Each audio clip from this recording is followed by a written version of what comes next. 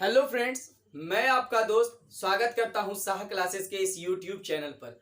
दोस्त, आज इस वीडियो में हम लोग बात करने वाले हैं जैव प्रक्रम के बारे में। जैव प्रक्रम का ये लेक्चर नंबर 9 होने वाला है और इस लेक्चर में हम लोग पढ़ेंगे परिवहन। क्या पढ़ेंगे? परिवहन। परिवहन जो है अलग अलग किताबों में अलग अलग चैप्टर में अलग अलग जैसा है। देखिए, मैं बात ये कर रहा हूं क्या कि एनसीईआरटी की जब बात कर रहिएगा तो एनसीईआरटी में जैव प्रक्रम के अंदर ये एक टॉपिक है। जैव प्रक्रम के अंदर ये एक टॉपिक है। अब यहां पे दूसरी बात अगर बोले, कौन सा बात, कि अगर दूसरी बुक ले रेफरेंस बुक, तो उसमें एक चैप्टर है। कौन सा? एक अलग चैप्टर है परिवहन। अब यहां पे सबसे बड़ी बात है क्या कि तो इस वीडियो में हम लोग पूरा देखने वाले हैं क्या कि ये जो 10th क्लास के लिए परिवहन कितना इंपॉर्टेंट है और आपके जितने भी कॉम्पिटिटिव एग्जाम है या फिर आपके क्लास 10th के जो अपकमिंग एग्जाम है, बिहार बोर्ड हो, यूपी बोर्ड हो, झारखंड बोर्ड हो, कोई भी बोर्ड हो, अगर आपका माध्यम हिंदी है तो आप कॉपी पेन पेपर लेकर के बैठ जाइए और नोट्स बनाइए। ठीक है, तो सबसे पहले बात करते हैं परिवहन क्या होता है। परिवहन क्या होता है कि कोई भी सामान, कोई भी चीज, कोई भी मटेरियल एक स्थान से दूसरी स्थान पर हम लोग ये ले जाते हैं, उसको क्या कहते हैं? परिवहन। या फिर अपने खुद वो स्थानांतर करता है तो परिवहन। अब देखिए, यहां पे हम लोग पढ़ रहे हैं जैव परिक्रम के लिए परिवहन, मतलब जीव, जितने भी दुनिया संसार जगत में जितने भी जीव हैं, उस जीव में क्या करना है, उस जीव के लिए परिवहन कितना इंपॉर्टेंट है, समझिए। क्योंकि अगर हम जैव प्रक्रम का बात करें तो उसमें सबसे पहले बात किए थे मेटाबॉलिज्म के बारे में। मेटाबॉलिज्म का हिंदी होता है उपापाच्य क्रिया। मतलब क्या सर कि इस दुनिया संसार जगत में जितने भी प्राणी हैं, जितने भी जीव हैं, जितने भी जंतु हैं, सभी में उपापाच्य क्रिया होती है।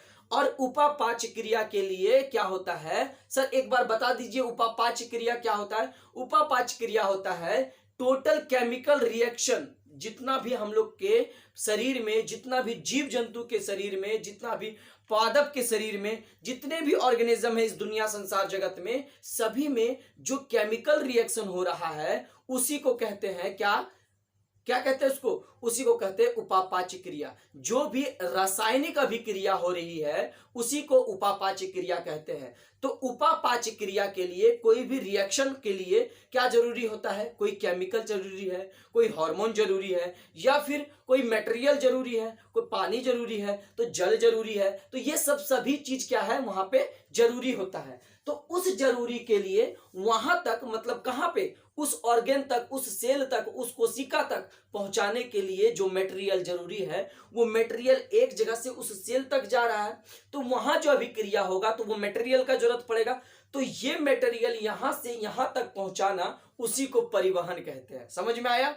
फिर से एक बार समझिए कि जो प्रक्रिया यहां पे हो रही है, इसके लिए कोई मटेरियल का जरूरत होगा, और मटेरियल जब यहां से यहां पहुंचाएंगे, इसी प्रक्रिया को क्या कहते हैं? परिवहन कहते हैं। ठीक है, अब देखिए, आपके एग्जाम में जो क्वेश्चन पूछेगा कि परिवहन का परिभाषा लिखिए या फिर परिवहन को परिभाषित कीजिए, तो आप क्या लिखिएगा?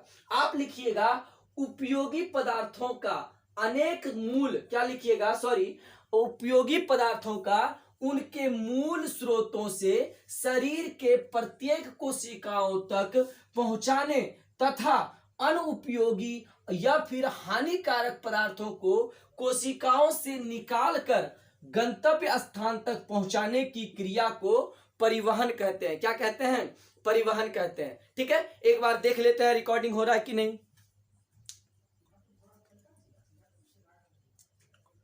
चलिए, ठीक है, बहुत अच्छा हो रहा है। तो सबसे पहले हम लोग जो देखें यहां पे क्या कि सर, ये जो ये परिभाषा देखें हम लोग परिवहन का, क्या कि जो भी उपयोगी पदार्थ का अनेक मूल स्रोतों से, क्या उनके मूल स्रोतों से, जो उसका मूल स्रोत है। एक एग्जांपल समझिए बात को, क्या कि मान लेते हैं ये प्लांट है। क्या है? ये एक प्लांट है, और ये प्लांट में क्या जरूरी पड़ता है? देखिए, इस प्लांट में जरूरी पड़ता है क्या कि वाटर, पानी। पत्ता को क्या चाहिए? पत्ता को चाहिए। क्यों चाहिए सर? तो यहां पे होगा क्या? फोटोसिंथेसिस। फोटोसिंथेसिस को हिंदी में प्रकाश संश्लेषण प्रक्रिया कहते हैं, जिसके मदद से पौधा या प्लांट अपना खाना बनाता है। तो खाना बनाना एक कैसा रिएक्शन है? एक रासायनिक अभिक्रिया है। तो रासायनिक अभिक्रिया के लिए इसको क्या चाहिए? सबसे पहले चाहिए सनलाइट, मतलब क्या? सूर्य का प्रकाश। उसके बाद यहां से उसको चाहिए जल। क्या चाहिए यहां से इसको? जल। ठीक है। अब जल के साथ साथ इसको और क्या चाहिए सर? जल के साथ साथ इसमें क्लोरोफिल होता है। क्लोरोफिल के साथ साथ इसको CO2 भी चाहिए। क्या चाहिए? CO2। तो देखिए जल यहां से जाता है, जल यहां से गया ऊपर, तो ये जो परिवहन हो रहा है जल का, उसी को क्या कहें? परिवहन कहें। जल का क्या हो रहा है? यहां से यहां जाना, परिवहन कहें। तो यही बोल रहा है कि उपयोगी पदार्थ। अब इसके लिए जल क्या हो गया? उपयोगी पदार्थ हो गया। लेकिन जब फोटोसिंथेसिस होगा, मतलब क्या? जब भी फोटोसिंथेसिस होगा, तो फोटोसिंथेसिस होने के बाद यह था, अब कार्बन डाइऑक्साइड चाहिए, तो यहां पे क्या बनाया? CO2। O2 जब बनाया तो इसको लिबरेट करेगा O2, तो इसके लिए क्या हो गया? O2 हो गया इसके लिए क्या? अनुपयोग। क्या हो गया? अनुपयोग पदार्थ, या फिर कह सकते हैं हानिकारक पदार्थ। हानिकारक नहीं कहिए, अनुपयोग है। कुछ अमाउंट में इसको जरूरी पड़ता है उपयोग करने के लिए, लेकिन कुछ अमाउंट में नहीं पड़ता है। ठीक है। अमाउंट का मतलब थोड़ा सा, पदार्थ का थोड़ा सा भाग। अब देखिए पदार्थ को कोशिकाओं से क्या कर रहा है? गंतव्य स्थान तक, मतलब यहां से लिया था और वापस इसको क्या कर रहा है? बाहर भेज रहा है। तो इसी प्रक्रिया को क्या कहें सर? क्या कहें इसको? प्रक्रिया को परिवहन कहें। अब हम लोग जो देखने वाले हैं क्या है कि इस दुनिया संसार जगत में जितने भी प्राणी हैं, जितने भी जीव हैं, जितने भी जंतु हैं, सभी में एक एक करके देखना परिवहन बहुत ही मुश्किल वाला काम हो जाएगा। तो हम लोग जो सिलेबस में है उसी पे डिस्कस करेंगे और उसी के बारे में बात करेंगे। तो सबसे पहला बात करते हैं सर, जो पौधा है, प्लांट है, तो पौधों में किस प्रकार से क्या होता है? परिवहन होता है। पौधों में किस प्रकार से परिवहन होता है? ठीक है। अब हम लोग क्या देखने वाले हैं कि पौधों में पदार्थों का परिवहन। तो अब हम लोग जब भी बात करते हैं तो एक निम्न श्रेणी से के जीव से लेकर के एडवांस्ड श्रेणी, मतलब क्या? उच्च श्रेणी के जीव तक का बारे में बात करते हैं। तो अभी हम लोग बात कर रहे हैं किसका?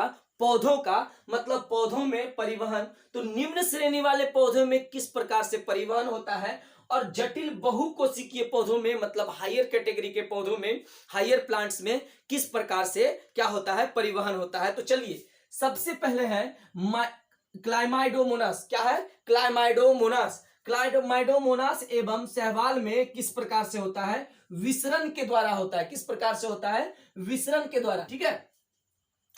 उसके बाद आते हैं जटिल बहुकोशिकीय पौधे। जटिल बहुकोशिकीय पौधे मतलब हायर प्लांट्स। हायर प्लांट्स में किस तरह से होता है? तो उसमें होता है जाइलम तथा फ्लोएम से।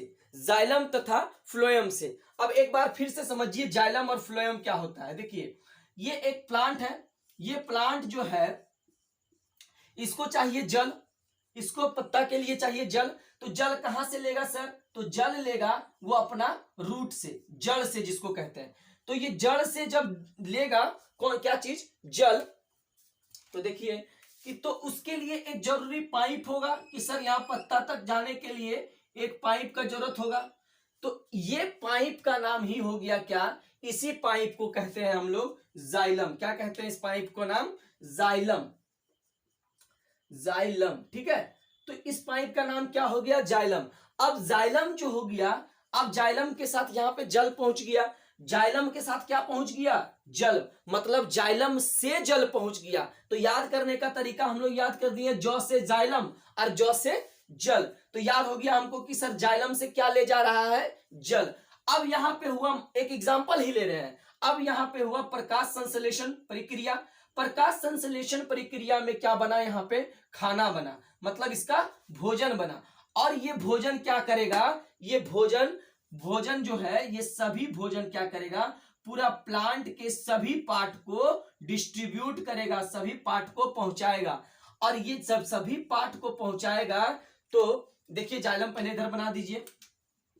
जब सभी प्लांट के सभी पार्ट को पहुंचाएगा तो उस पाइप का नाम क्या होगा सर? तो उस पाइप का नाम होगा, ये पाइप जो था ये सेकंड नंबर था, और इस पाइप का नाम होगा फ्लोएम। क्या होगा?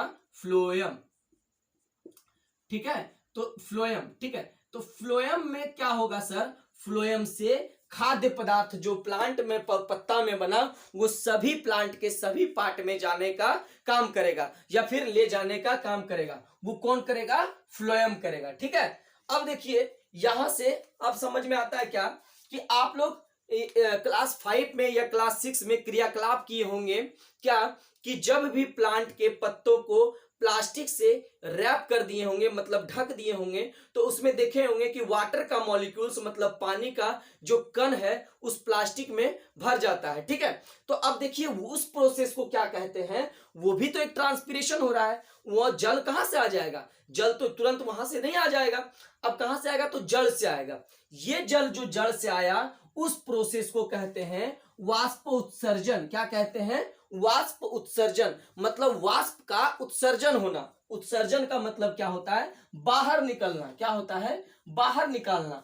तो वाष्प जब बाहर निकलेगा मतलब पानी का मॉलिक्यूल्स मतलब वाटर का मॉलिक्यूल्स मतलब जल का मॉलिक्यूल्स मतलब जल का कण ये जो निकलेगा वापस, तो इसी को कहेंगे वाष्प उत्सर्जन। क्या कहेंगे? इसको इंग्लिश में ट्रांसपीरेशन कहते हैं। क्या कहते हैं? ट्रांसपीरेशन। ठीक है, समझिए बात को। वाष्प उत्सर्जन क्या होता है? पौधों के वायवीय भागों से रंध्र मतलब क्या स्टोमाटा के द्वारा वाष्प का क्या वाष्प के रूप में निष्कासन होना या फिर निष्कासन की प्रक्रिया को वाष्प उत्सर्जन कहा जाता है।